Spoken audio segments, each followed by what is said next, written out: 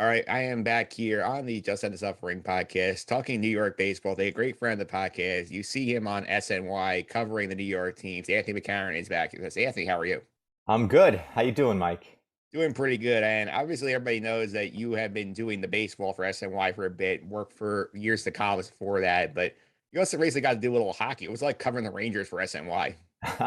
It was great. I really had a blast with it. I go goes back to my roots a little bit because my first pro beat when I worked at the Daily News was the late 1990s Islanders, actually, which was a good way to get my feet wet in covering pro sports. Wasn't a great team, that's for sure. They were awful, and there was more sort of off the ice stuff than there was on the ice interest in the Islanders. But it was, I always liked hockey. It's not my first love like baseball, but I always enjoyed covering it, and it was really, SNY asked me if I was interested in doing some stuff on the Rangers playoff run, and it sort of built up into this big thing as they kept going and going, and they were really, they obviously played great, and the city was really into the run. And so it was great. I got to do, I covered the games for the website, writing stories and columns, and then I also got to do some TV stuff for them on the Rangers as well. And it was great. I mean, I even got to do one of my favorite things that I got to do was I interviewed somebody, Vince Mercogliano from LoHUD and USA Today Sports. SNY was using him as kind of a guy to talk to live at the event, and I actually did like the interview once where I, was Yep. the talking head there and on site at the Garden. We did that a couple times together. I had never done that before, and it was great to get that experience. It was really cool. Yeah, I'm sure there was a moment too. I think, especially in that series in Game Three, when they're up 2-0, and 2-0 lead the series. I'm sure probably thinking like, man, we have to cover a Stanley Cup final here with this. It's gonna be pretty cool. Yes, absolutely. In fact, I was going to get to go to Denver, for for the first two games, had they advanced to the final, which would have been a gas, obviously. It wasn't meant to be, but look, I mean, the Rangers are young and super talented. I think they have more of this in them. I mean, of course, every chance that you get in pro sports like this is precious in terms of advancing in the playoffs and all that sort of stuff. You never, you have no guarantees of getting back there again. But I love the Rangers' chances with all that youthful talent there, and they seem to have smart guys running the show. So, the future is bright for Rangers fans, I think. Absolutely. There's also a very bright future for the baseball teams right now. Both of them are doing very well. I mean, before we get deeper into the locals here, like, what are your general thoughts on like this season we've seen as a whole? Because obviously, we had the little bit of the late start with the prolonged lockout. We had the mad scramble in spring training, signing free agents, get everybody up to speed. What do you think we've seen of the baseball so far? Well, I mean, the New York teams have sort of taken over, and it's interesting to see that, and the Dodgers have had a little bit more competition in the West than I think some people envisioned. I mean, I certainly didn't think that the Padres would grab first place from them, as they did, or I guess earlier this week or over the weekend, and now the Dodgers are back in first place, but or at least by percentage points, and so there's kind of a righting of the ship there. But look, it's been a good season so far. Aaron Judge has kind of taken over the individual part of it. Thank goodness Mike Trout is healthy. Shohei Ohtani hasn't been what he was last year, but he's still a thrilling marvel every time he steps on a baseball field. There's a lot to like with what's going on. I think the Braves have gotten themselves together, and I think Ronald Acuna coming back has really been a boost as he gets himself, used to the rigors of playing every day. And I think they've really taken some inspiration from that. And you know, it's hard to kill off these defending World Series champions sometimes. And I think that there were Met fans who were like, "Oh, the Braves are dead," and that's not. That's going to be a summer-long saga, I think, in the East. Even with the Mets playing as well as they have. Something that I think we're going to probably have to keep an eye on during the season is just pitcher injuries are always such an enormous factor, and they've obviously already taken a toll in some places. But at the abbreviated spring training, were guys ready? Is that going to make them more susceptible? What are the reverberations from the COVID seasons and everything that happened there with the different ramp ups and the schedules, all that stuff? How is that going to impact pennant races? This is all to come, obviously. Yeah, it is to come here. Get to the Mets in a minute, and I want to start the Yankee here because obviously their offseason, made some interesting choices this year, and there was a lot of I want to say skepticism at the start of the year about whether these moves would pay off. And can you imagine if we had this conversation about 2.5 months ago, and I told you, Anthony, the Yankees going to be 50-18 on June 22nd. They're going to be leading the AL East by 12 games, and they're going to be in the driver's seat, got the best record in the league. Like, what would you have thought if I told you that then? That you were nuts, frankly, because I thought, look, I've believed in the Yankees every year. Not that they're going to win the World Series or anything like that, but that they were going to be in the tournament at the end of the year, and that's all I was thinking or expecting for them this year too, that they would be around. I mean, the AL East is incredibly treacherous. There's four good teams in that division, and the Orioles, at some point, the Orioles will get there and but they're better this year, I think, than they have been obviously in the past.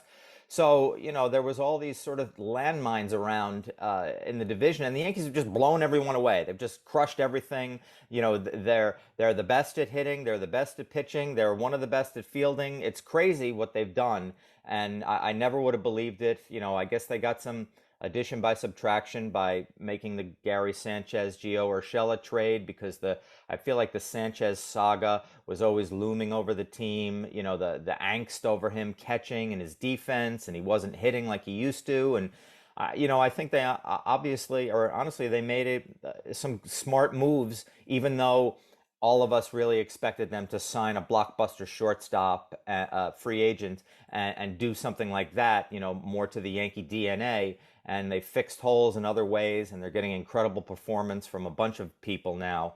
And it's just been a remarkable season, an historic season so far. I mean, we'll see where it goes, but woo, it's been something. Certainly has. I mean, like you look at the records here. I mean, they're basically on pace for like what the '98 Yankees are doing, which is incredible. That team's one of the best I've ever seen. Is there a comparison you can make with this team compared to some you've seen, some Yankee or some team in general you've seen over the past like 20, 30 years? I mean, I think that the '98 Yankees is the best comp right now. Of course, intellectually, it's sort of hard to put them on that level because we know what the '98 Yankees did and what they accomplished and what their end game turned into. We don't know what this team is going to do, if they can do it. There's the playoffs are, I agree with Brian Cashman that the playoffs are a crapshoot in some ways because of the short series. You don't Because you're a dominant team in the regular season does not guarantee that you are going to win the World Series and get through that many different series, playoff series along the way against other good teams. But look, the '98 Yankees were great at everything. And these Yankees are pretty much great at everything. I mean, I wrote this down because I found this stat is always interesting to me. They're tied for eighth in stolen bases. And this is not really, part of the Yankee game. And, but it is this year, like they're getting stuff done on the bases if they need to. And that goes together with all like the other stats. I mean, they average the most runs. They give up the fewest runs. And it's crazy what they've been able to do. Their bullpen is terrific. Their starting staff has been better than anybody expected. I mean, we obviously expected Garrett Cole to be good, and he has been, but, through much of the season, he's had like the worst ERA of the five starters, which is crazy because he's one of the best pitchers in baseball. Yeah, absolutely. And obviously, they're doing a lot of good things. The pitching has been incredible. Their ERA is like, I think, about like half a rumble of the league average last I saw, which is absurd here. And obviously, like the pace they're on seems like historically unsustainable because, like, at the rate they're going, it's not doing about 125 games. I don't think they're going to do here. But, like, in terms of that, in terms of the pitching, I would worry specifically about, like, a lot of these guys at the innings. Because Severino has barely pitched the last 3 years. It's a big inning jumps of guys like Cortez and Taillon's had injury issues. Like, are you worried that at some point this is not sustainable? They're going to have some sort of like mini slump before they can fix themselves?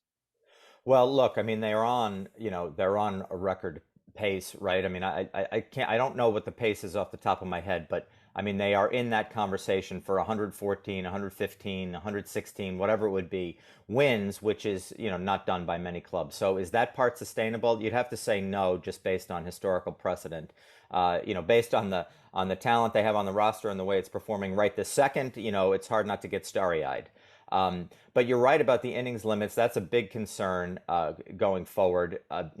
How much impact is that going to have on a guy like Severino as we get deep? And you're thinking, you're handicapping if you're the Yankees. We need this guy in October. I mean, I think their October entry is almost assured at this point, right? Yeah. So you've got to think, uh, do we want, record pace and 98 comparisons going forward, and pitch him in that regard? Or do we want, like, hey, we would love to have Sebi throwing on October 22nd in game 6 of the ALCS or whatever it is? And, so that impacts him. That impacts Nestor Cortez, who's been such a phenomenal story this year with the way he has bloomed into an ace level starter, Tuesday night notwithstanding. And look, they've got some issues. Like, even though they look perfect, and I feel like any sort of roster, concerns we might have going down the line is really nitpicking. There are those things with the pitching that could loom. And look, the end game for them is October, is the World Series, is thriving then. Will they, they'll get there. Will they be able to finish the deal? I mean, we'll see, and it'll be entertaining along the way. Yeah, for sure. And obviously, the biggest key, I think, besides the pitching, is an Aaron Judge, and he obviously made the big controversial decision to turn down that $230 million contract. And he said, "I can bet on myself. I can have a great year." And so far, he has. How much do you think he's made himself over the course of this season? Look, that there's obviously, it's much discussed what the Yankees offered, and the Yankees put it out there on the table, which was an interesting move. What the contract was, and I think Aaron Judge was right to turn it down. I think the Yankees made him an offer that was basically enough to make a large section of their fans say, like, yeah, that was a good offer. Hey, he should take that. It's a lot of money. But it wasn't representative of what Aaron Judge should have been offered, to me anyway, because at this point in time, he should have gotten a contract offer that started at $35 million dollars a year. I mean, Anthony Rendon, who signed his contract a couple years ago, that's his average annual value, and Judge is a better player than he is. And I think that I don't know if Judge needs to be the highest paid guy in the game. I'm not sure that that's the case, but I think he needs to be in that realm, and they didn't offer him a deal in that realm, even though it was lucrative, and we would all love to have a $200+ million contract, yada yada. It's interesting that he bet on himself. He's wrecking the league right now, and we'll see what he gets afterward. But once he gets to free agency, the Yankees lose an incredible amount of control over his future. And who knows what some other team will do to get his services. And I understand he's 30 years old already. I get it. He's had some injuries in the past. When he's healthy, I mean, he is, one of the faces of baseball. And, the judges' chamber, I can't envision like the Yankee Stadium without the judges' chambers, without, he's their sort of Jeter-like guy right now. And I can't believe they wouldn't retain him. But once he hits the market, all bets are off. Who knows what could happen? Yeah, absolutely. And speaking of the market, they're getting on the trade market this summer. Look for upgrades here. I mean, it feels like the outfield's the obvious spot because you have the underperformance relatively of Aaron Hicks and Joey Gallo out there. Is there anything else you could see them really looking for besides an outfielder? Well, I mean, a word about Hicks and Gallo. First, Hicks has gotten it together a little bit in June, which is impressive. I mean, he had a long layoff, and maybe, I don't know if they'll look to replace him so quickly just because they've got a lot invested in him going forward, as well as just this year, and he does seem to be coming around. Joey Gallo is kind of hard to explain. I mean, I get it with him, and I know fans are really, really frustrated with Joey Gallo. There's a lot of power there. There's a lot of really good defense there. I know there's a lot of swing and miss, but baseball is a swing and miss sport. He's, of course, the biggest swing and misser, but I get it. And I feel like if Yankee fans are complaining about Joey Gallo when they're 50 and 18, life is good in pinstripes, right? So, look, do they need to make an enormous move to replace people in the outfield because the outfield is terrible and it's killing the team? No, I don't agree with that. And I would be wary of them sacrificing young talent to do so. I mean, could they sign Brett Gardner? I feel like he's sort of circling out there as always as a potential help in the outfield. You could complain a little bit, I guess, about the catching, but that's also nitpicking to me because those guys have Higashioka and Jose Trevino have run a staff that's performing great. Higashioka can run into one every now and then. Trevino has done some stuff on offense, and if you have Aaron Judge, Giancarlo Stanton, a rejuvenated Gleyber Torres, et cetera, Anthony Rizzo, do you really need to get Jorge Posada level offense from catcher? No, you don't. The other stuff's more important, probably. So to me, patching up the pitching staff, to maybe address the innings limits or the innings issues that may arise, that could be another area to me. Good bullpen arms are always useful and usable, even though they've got a lot. They have a lot of depth. They've done a great job of developing pitching recently, so they have replacements who can come up and have gone up and down from the minors to make an impact. I don't see this as a huge like Yankee trading deadline where some team is giving up their number one player, and the Yankees are hovering over that because they're so desperate for a boost. I'm not sure that this is that trade deadline, but there may be patches here and there. Yeah, let's go to the other side of town here for a minute for the Mets because I mean, as surprising as you were that the Yankees were maybe had the best record in the league at this point. Like, had you ever seen the scenario where the Mets had the best record in the National League at this point in June? No, no way. I thought the Braves were clearly the finest team in the division still, and I thought the Mets were going to be a very competitive squad for a wild card spot. And there's nothing wrong with that. They made some really good additions. We didn't know what they were going to be like. The ads. I mean, we know what Max Scherzer is going to be like when he's healthy. A tremendous first ballot Hall of Fame pitcher. But Mark Canha, Starling Marte, Escobar, those guys are really good players. They have a little age on them too, just like Scherzer does.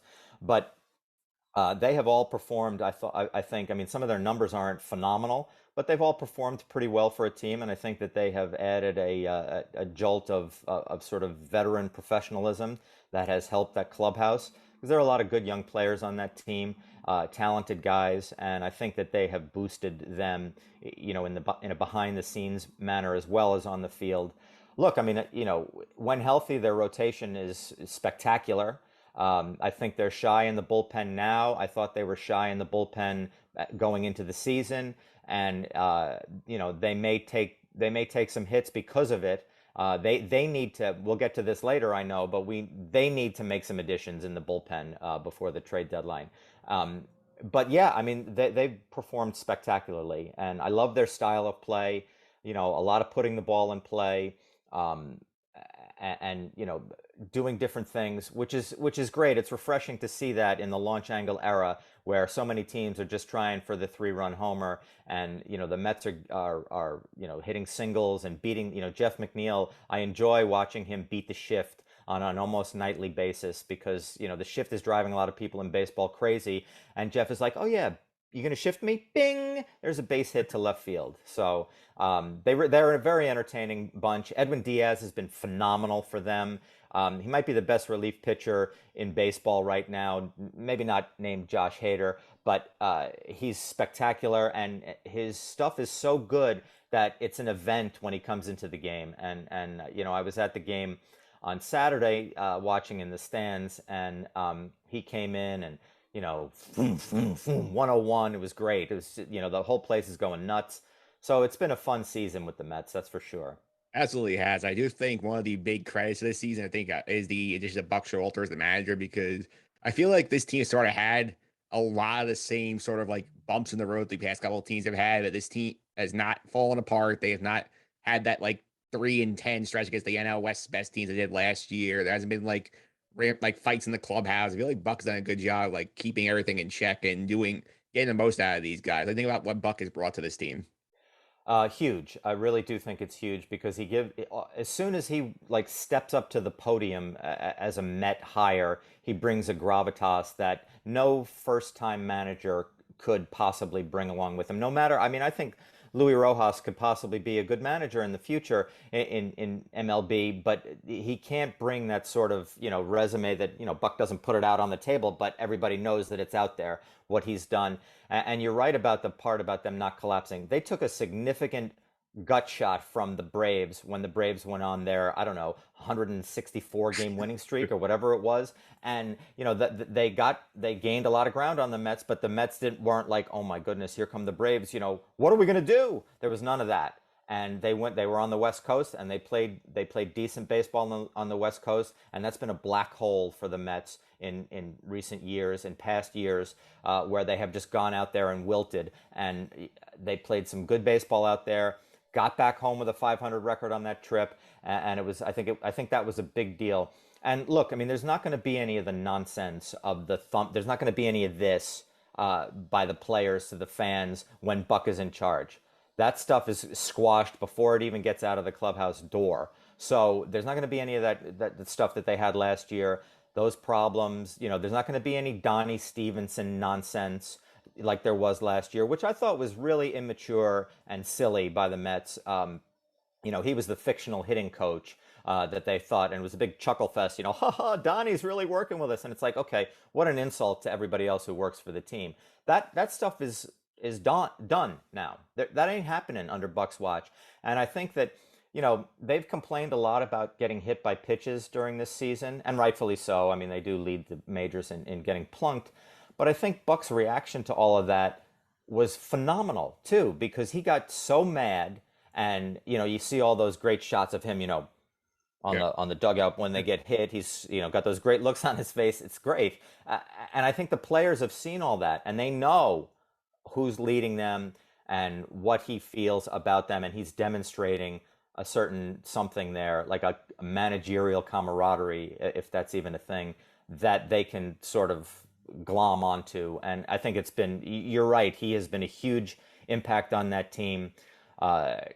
He's constantly got them on their toes, thinking about baseball. Nobody's mind is wandering on the bench there because, Buck is coming over, and, they're coming to him and asking him a question. Second and third, 2 outs. What are we going to do?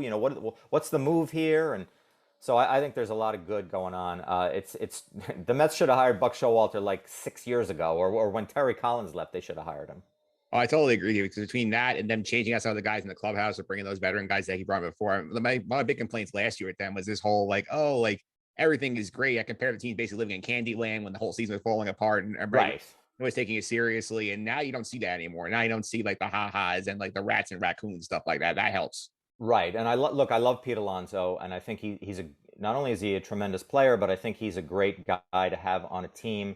And I love his effervescent personality. But like that whole thing last year when it was, when he was imploring Met fans, don't just believe, no. I mean, that was, I don't know, somebody else could have gotten him before I don't know. He shouldn't have said that stuff. Nobody bought it.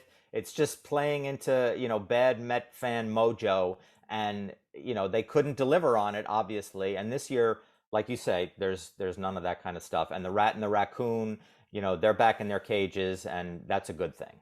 Yeah, speaking of Pete Alonso, I mean, he's been, I think, probably the most important player on the team this season. He leads the National League in RBIs. I think he might lead league in RBIs as of recording time here. And obviously, we all know what Paul Gold is doing in St. Louis, which is absolutely ridiculous here. But is Alonso a legitimate MVP candidate in your eyes?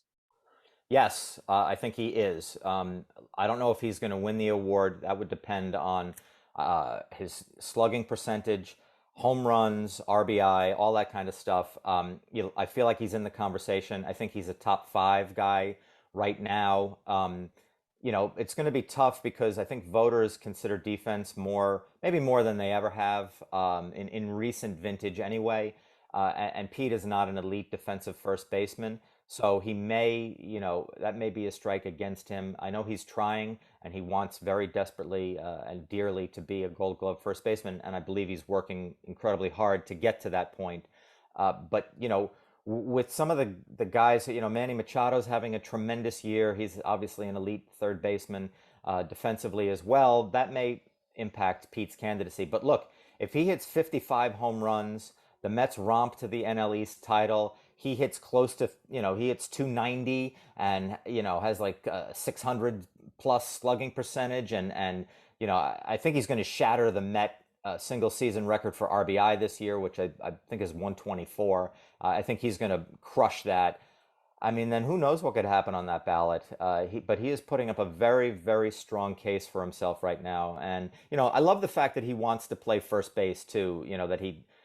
Everybody was at the beginning of the year. I think a lot of people were forecasting, well, Pete'll DH a lot because, he's not as good a first baseman as Dom Smith or whatever. But he wants to play first. I think that impacts his offense, and good for him to be a two-way player. And I think he's thriving at the plate in part because he gets to play first so often. Yeah, and the crazy thing about the Mets in general is that they're 20 games over 500. This is basically the B plus version of the Mets. They got Scherzer for 8 starts. They haven't seen DeGrom at all. And they're both on the way back. Scherzer might be back as soon as Sunday. DeGrom probably right around the All-Star break, maybe a little afterwards here. So, like, what is the ceiling here at the Mets can get them both back in the rotation, keep them healthy the rest of the way? I mean, the ceiling is winning the World Series with those guys in there because what is more terrifying to a team, to a possible opponent, than the idea of facing DeGrom and Scherzer, and then, depending on who's doing what at the time, Chris Bassett. I mean, if that's the first three starters in a playoff series, I mean, it's gonna be a tough road for any opponent in any ballpark. Carlos Carrasco, if he's thriving at the time, that's a top four right there. Taijuan Walker has looked great at times. So their ceiling is the sky is the limit for them, assuming that Scherzer and DeGrom are healthy. I mean, I look, I hope they don't rush Max Scherzer back. I know he's very close to being ready. I thought it was weird that before he even made an actual rehab start against an opposing minor league team, that they were talking about like, oh yeah, he could be back on Sunday. I thought that was odd. The Mets.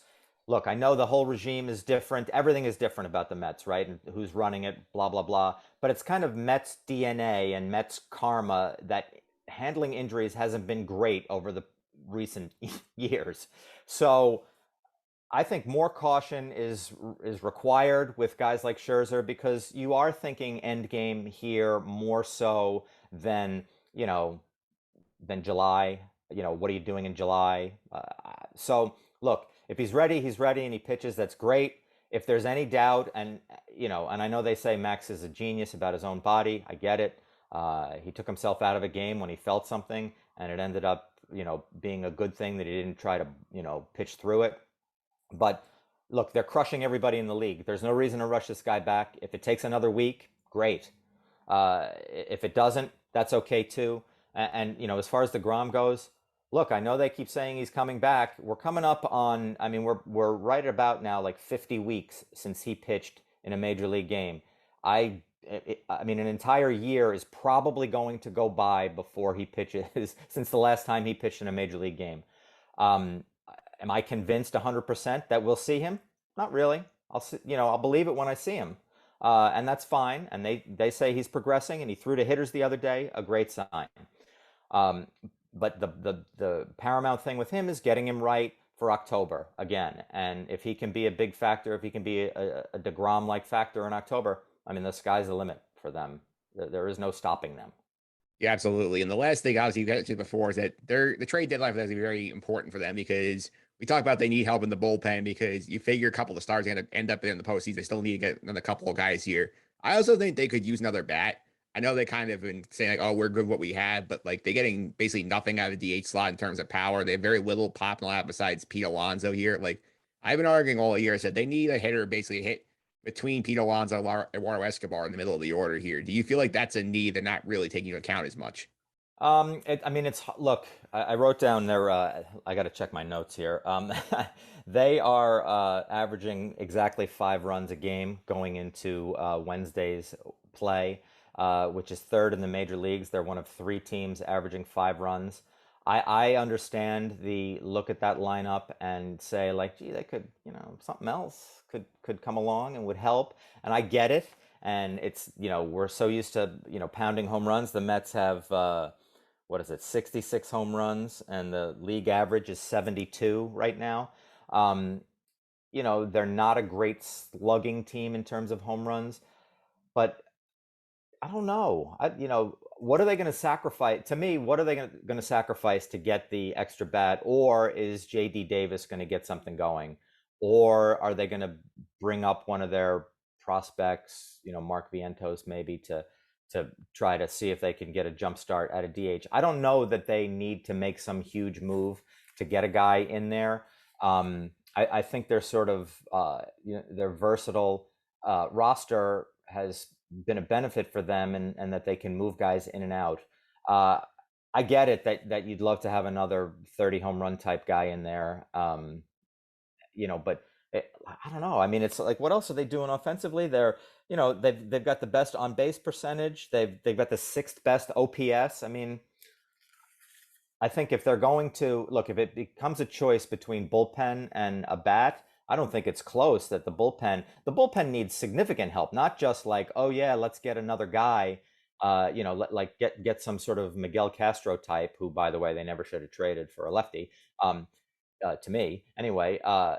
They need two of those guys. They need a significant bullpen arm. I mean, Josh Hader, I can't imagine that he's going to be available, but someone like that would really be something more preferable to me than a bat. That's good to know, Anthony. Thanks for all the time. I really appreciate it. Before I let you go, I'm going to follow social media, keep up with your coverage for SNY.